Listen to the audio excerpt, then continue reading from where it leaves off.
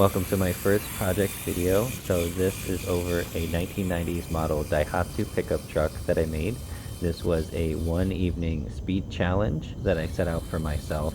So this is modeled after one that appears in a very famous television show set in Canada. See if you can work out which one. So the truck is made in two functions and is also made in two styles. So the top half is an older style.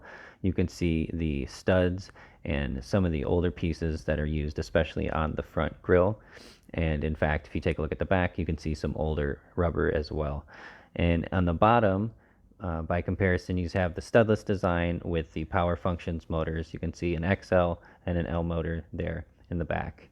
So the back wheels are driven with an open differential. Front wheels have rack and pinion steering.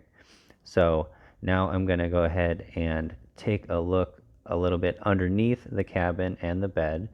Here you'll see the access panel for the battery box, turning that on and off just like so.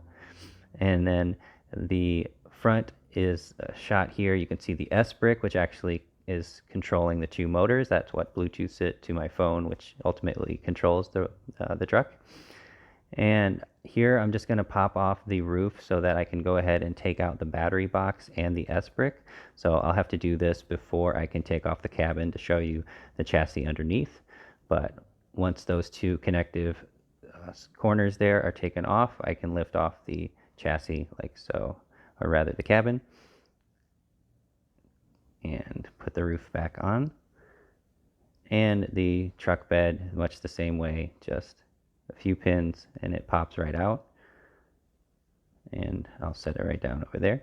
So now we can see the exposed chassis. Like I said, just two power functions motors, one very large XL in the back, and driven to an open differential that you can see there.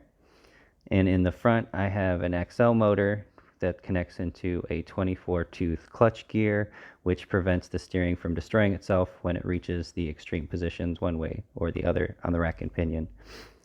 So nice and simple, two-function truck that plugs right into the S-brick, as I mentioned. I use an old tire here to kind of keep the wires tidy. In the back, I made portal axles, and I have a 1-to-1 gear ratio, but really you can switch that to anything you want. So that completes my grand tour of my 1990s Daihatsu pickup truck. I hope you enjoyed taking a look at that. It was a lot of fun to make. Again, I did this in about 10 hours one evening as a speed challenge, and my part count estimate for this is about 1,000, I would say. So what have you done on your day off?